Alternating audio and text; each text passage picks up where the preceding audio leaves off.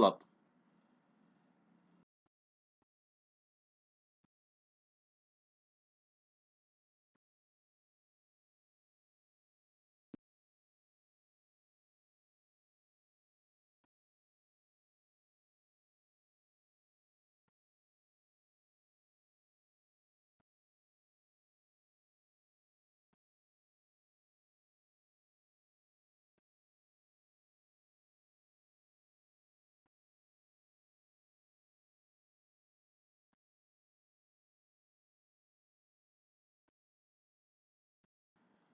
Adapun kajian yang akan kita bahas pada pertemuan pertama ini adalah bahwa apa pengertian dan ruang lingkup daripada teknologi feedlot.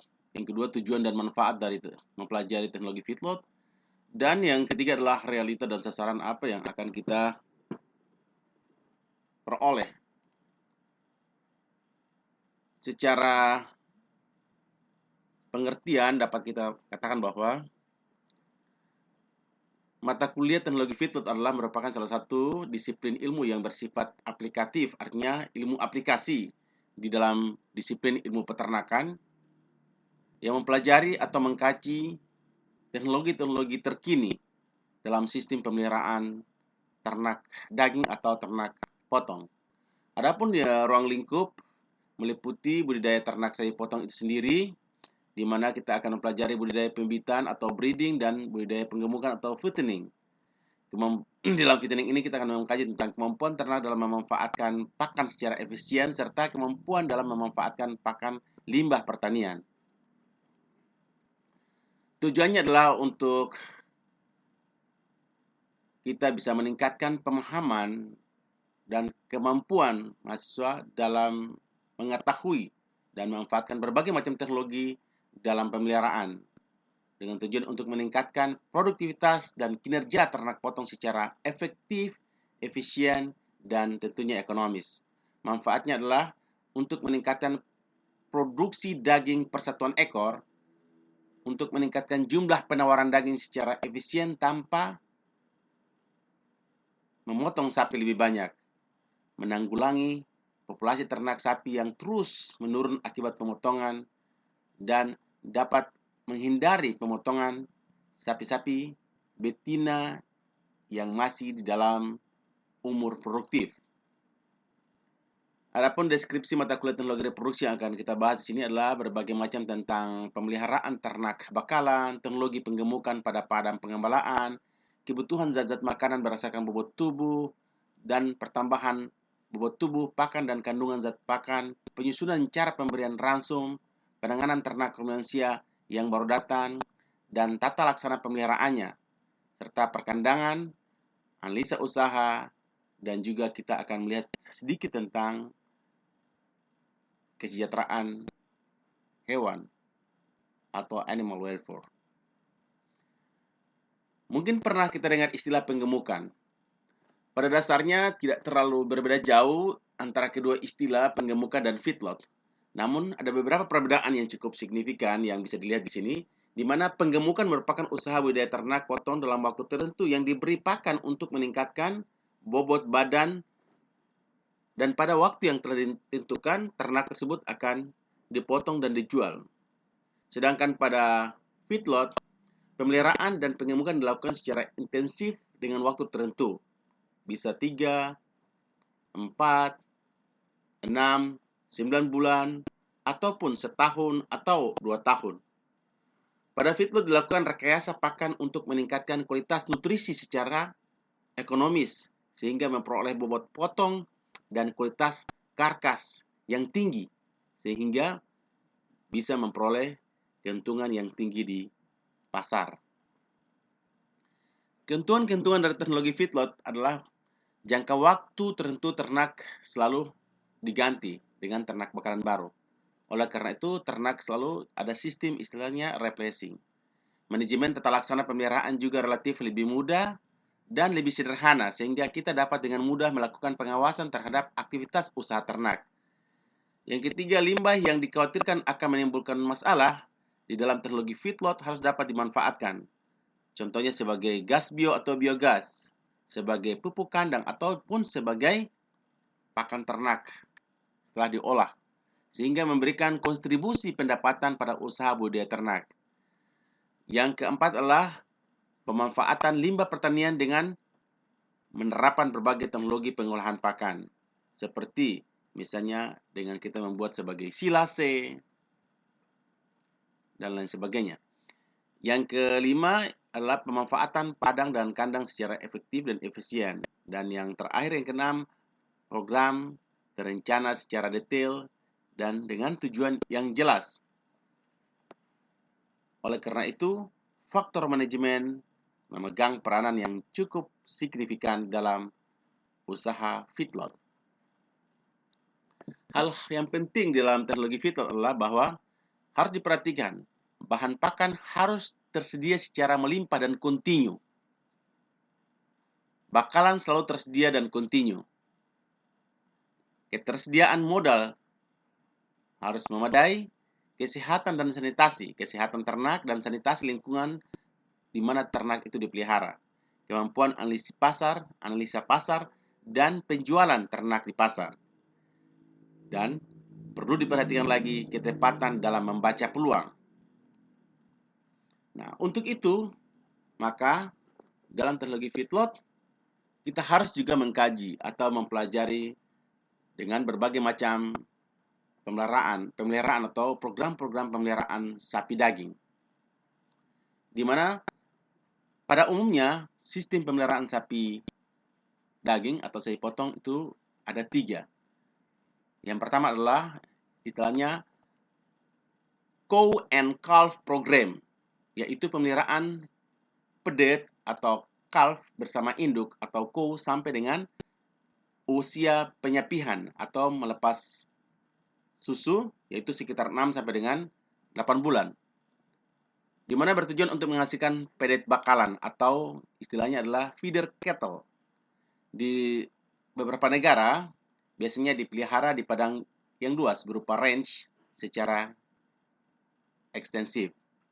Keuntungan yang diperoleh dari pemeliharaan sapi di range atau di pastur adalah bahwa ternak akan mengalami kehidupan yang alami, artinya dapat memperoleh pakan secara alami, bebas bergerak. Jadi alami artinya ternak dapat memilih makan apa yang dia sukai.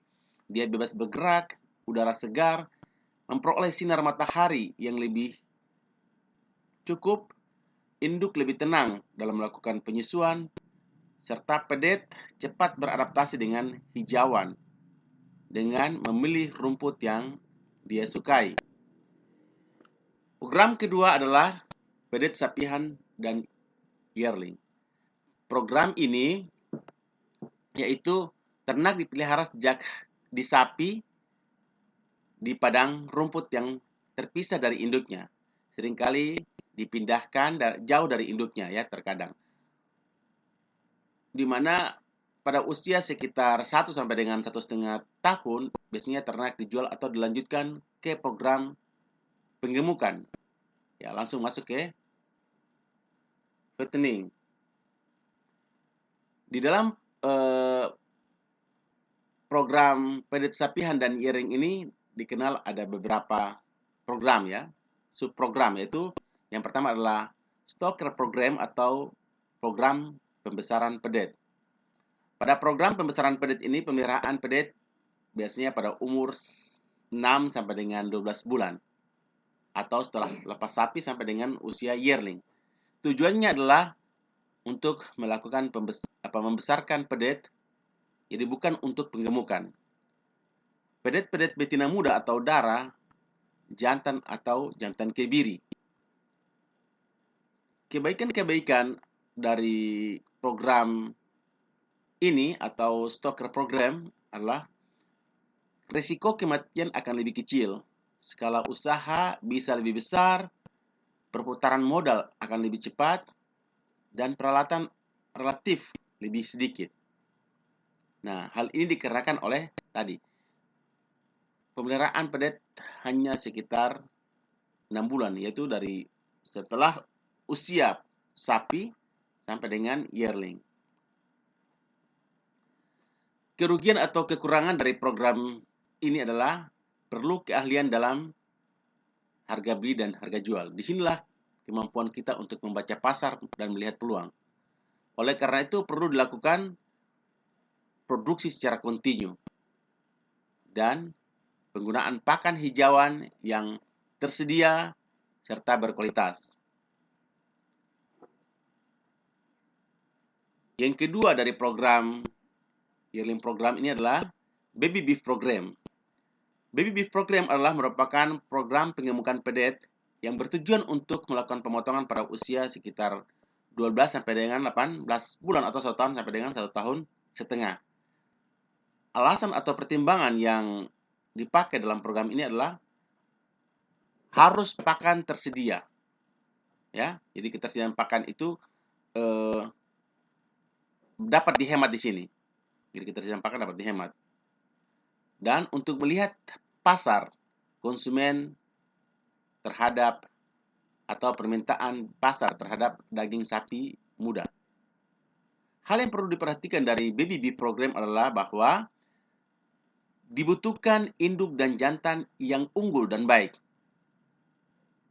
Dengan genetik yang baik diharapkan memberikan respon pada efisiensi pakan dan pertambahan berat badan yang dapat dicapai dalam waktu yang singkat.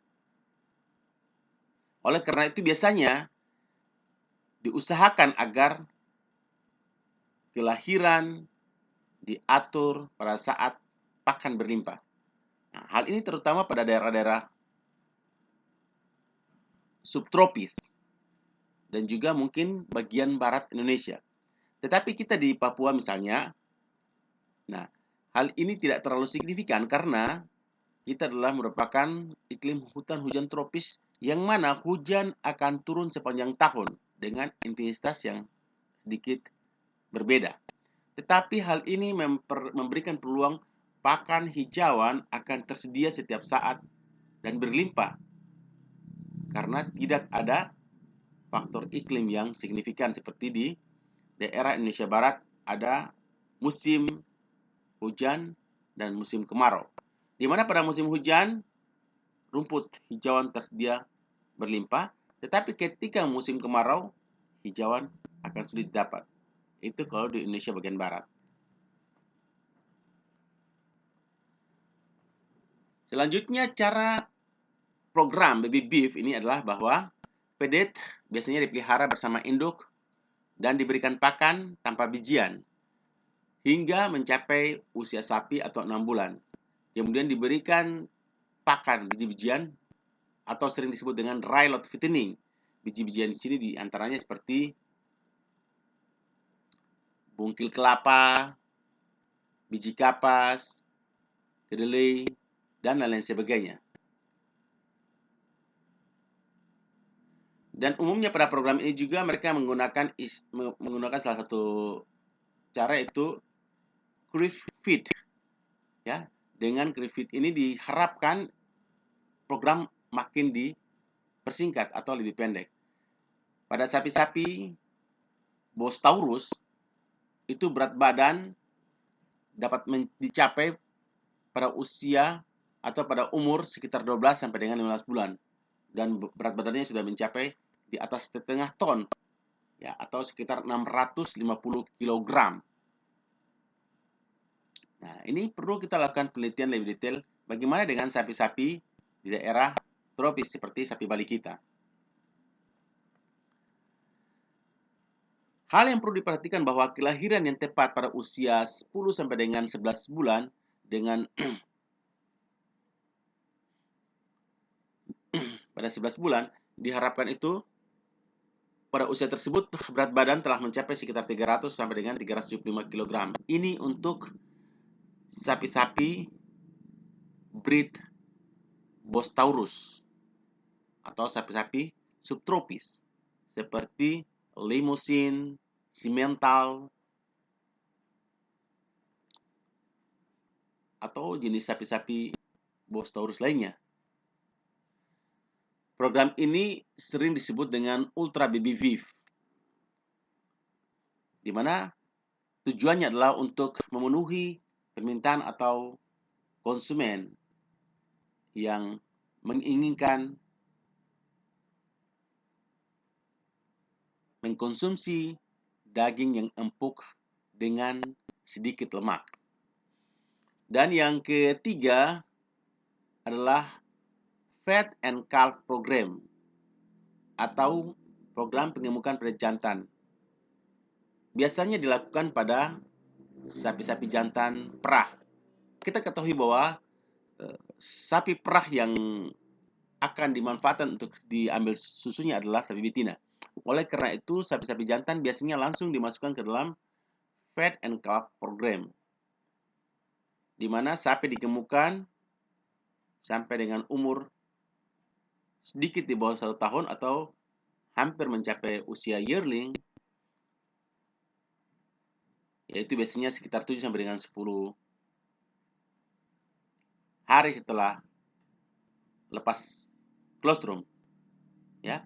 Jadi sapi setelah lahir lepas colostrum sekitar 7 sampai 10 hari lalu digemukkan, dimasukkan dalam Feed and Calf Program. Diharapkan ternak tersebut akan dipanen sebelum mencapai usia yearling atau 1 tahun. Nah, ini sebagai catatan bahwa pemberian colostrum kenapa penting? Kenapa tidak kita lakukan program langsung dimasukkan ke dalam program setelah sapi itu lahir? Karena colostrum itu sangat penting. Karena colostrum atau air susu pertama yang keluar dari induk sapi betina itu mengandung antibodi. Zat antibodi ini sangat penting sekali untuk memberikan kemampuan daya tahan tubuh terhadap ternak yang akan kita masukkan ke dalam program fattening. Dan colostrum itu mengandung protein yang lebih tinggi dibanding dengan air susu biasa. Kandungan vitamin cukup banyak, diantaranya vitamin A, B2, dan C. Lalu sifat laksatif akan membantu sistem pencernaan. Oleh karena itu, ternak yang diberikan colostrum biasanya akan segera mengeluarkan kotoran dari dalam ususnya, di mana kotoran tersebut adalah kotoran yang terendap selama masa berada dalam uterus. Biasanya disebut, bahasa awamnya disebut dengan tai tekak, berwarna hitam dan cukup bau. Nah, ini harus dikeluarkan. Yang dapat merangsang untuk mengeluarkan ini biasanya adalah dengan pemberian colostrum. Setelah itu diberi susu penuh sekitar 10% per berat badan per hari. Lalu diganti dengan milk replacer atau susu pengganti. Susu pengganti ini umumnya biasanya diberikan susu-susu hasil limbah atau susu kadaluarsa dari pabrik susu atau juga susu-susu buatan. Selanjutnya dilakukan penggemukan fattening sekitar 6 sampai dengan 8 minggu. Diharapkan telah mencapai berat badan 200 sampai dengan 250 pound. Ini untuk sapi-sapi breed Bos Taurus. Nah, masih diberikan pakan cair berupa susu tanpa konsentrat atau hijauan. Diharapkan dengan program ini akan memperoleh daging dengan serat yang halus, lembek, dan tidak mengandung lemak yang banyak. Biasanya warna daging merah pucat atau disebut dengan daging veal karena masih kurang Fe atau zat besinya. Fat Calf Program cukup fleksibel. Hasil produksinya biasanya cukup tinggi, ya bisa melewati dari biaya produksi sehingga peternak bisa mendapat keuntungan yang cukup baik. Dan disarankan ya, apabila pemberian susu replacer, nah ini harus diperhatikan kandungan proteinnya, yaitu sekitar 16 sampai dengan 20%. Yang keempat adalah yearling program. Yearling program yaitu penggemukan pada sapi usia yearling atau 1 tahun selama 4 sampai dengan 6 bulan. Di mana dimanfaatkan fase akselerasi. Fase akselerasi atau mengejar ketertinggalan pertumbuhan ini adalah merupakan suatu hal yang biasanya menjadi perhatian para peternak agar bisa mendapat keuntungan yang cukup. Pada dry lot fattening, ya seperti pemberian biji-bijian, ya seperti tadi saya contohkan jagung, kedelai, dan biji kapas. Karena dengan pemberian biji-bijian ini konsentrat ya lebih tinggi dari hijauan. Konsentrasi bisa mencapai 85%. Diharapkan dari yearling program ini bisa memperoleh daging yang empuk, warnanya kemerahan, artinya bahwa Fe-nya sudah cukup tinggi, dan serat dagingnya akan lebih kasar. Namun, lemak relatif lebih sedikit dan flavor daging lebih terasa, atau aroma daging, keharuman daging itu terasa, apalagi kalau dibuat barbecue. Program yang kelima yaitu istilahnya dengan 2-year-old program, yaitu digemukkan pada umur 2 tahun selama 6 sampai dengan 8 bulan. Nah, biasanya program ini dilakukan sudah di pengemukan di pastur atau padang pengembalaan, padang rumput, sehingga disebut dengan pasture fattening dengan sistem rotasi atau rotation system. Dari program ini diharapkan serat daging itu cukup tinggi kandungan marblingnya. Jadi marbling adalah serat daging yang diliputi dengan lemak yang tersebar merata. Di mana kita ketahui bahwa lemak itu ada 3 macam, lemak subkutan, lemak abdomen, dan lemak intermuskuler. Diharapkan lemak intermuskuler atau lemak yang ada dalam jaringan ini cukup tinggi. Karena lemak intermuskuler ini yang membuat daging itu menjadi empuk. Ya, sering juga disebut dengan lemak ekstramuskuler atau lemak tubuh. Daging dari hasil 2-year program biasanya lebih merah, sudah mengandung banyak Fe, dan seratnya sudah kasar, sehingga lebih cocok diolah lebih lanjut untuk menjadi contohnya sebagai bakso. Nah, program yang ketiga adalah fattening. Biasanya program fattening atau penggemukan dipelihara dengan tujuan menghasilkan daging berkualitas untuk produksi karkas grade prime dan choice. Pemberian pakan berkualitas berupa konsentrat diperhitungkan untuk menghasilkan pertambahan bobot badan maksimum, biasanya dipelihara dalam waktu sekitar 3 bulan.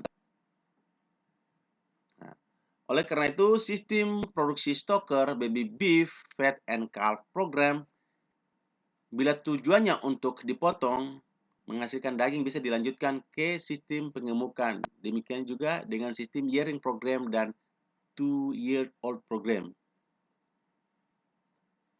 Secara keseluruhan dapat kita katakan bahwa fattening atau penggemukan itu ada 3 macam. Ya, jadi berdasarkan lama waktu yang dibutuhkan untuk menjalankan program fattening atau penggemukan itu, maka diketahui ada 3 macam program, yaitu short feed fattening, medium feed fattening, dan long feed fattening. Short feed fattening adalah pengemukan dalam jangka waktu yang pendek sekitar 30 sampai dengan 120 hari tergantung bobot badan sapi pada saat dimulainya dan pemberian pakan yang diberikan. Yang kedua adalah medium feed fattening. Medium feed fattening ini adalah pengemukan jangka menengah atau sekitar 120 sampai dengan 240 hari. Yang ketiga adalah long feed fattening, yaitu penggemukan jangka panjang di atas 240 hari. Bahkan ada yang bisa mencapai lebih dari 2 tahun. Ini salah, ini lebih dari 2 tahun. Lebih dari setahun. Ini 240 hari lebih dari 1 tahun. Ya, itu penggemukannya. Tergantung dari mulai dilakukan program penggemukan dari umur berapa. Oleh karena itu, dari ketiga program ini, nah, kita mau lanjut dari mana?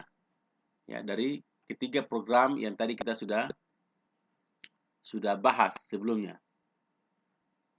Ya, mulai dari sistem baby beef, feed and calf program, 2-year yearling program, 2-year program, dan lain sebagainya. Yang keempat adalah Pure Breed Program. Pure Breed Program adalah pemeliharaan ternak sapi dari bangsa sapi daging murni, biasanya dilakukan dengan berbagai sistem. Ya, berbagai sistem dari sistem-sistemnya di atas, dari 3 sistem yang telah kita pelajari, kita sudah bahas di atas. Tapi lazimnya dilakukan untuk pembibitan. Pure Breed Program ini bertujuan untuk menghasilkan bangsa sapi-sapi murni. Dan biasanya sapi-sapi ini sudah memiliki label atau terdaftar dalam asosiasi. Sehingga untuk membentuk bangsa baru, biasanya dilakukan dengan tujuan untuk meningkatkan genetik, harus didaftar pada asosiasi sehingga terregistrasi. Biasanya pada program ini, bukan biasanya tapi harus, yaitu dilakukan secara ketat. Sehingga setiap individu yang masuk dalam program ini memiliki recording atau pencatatan secara detail dan teliti. Dan itu masing-masing. Dalam program ini dibutuhkan tenaga-tenaga ahli khusus yang berpengalaman. Oleh karena itu, program Pure Breed Program